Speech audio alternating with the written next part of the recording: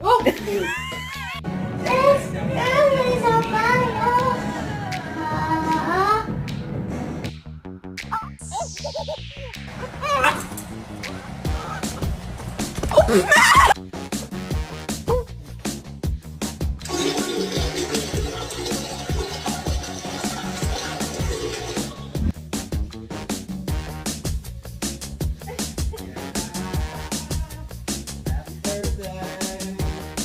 I'm told all the time that my job must be so fun because I get to play with dogs all the time, but the food has been screaming the entire batch.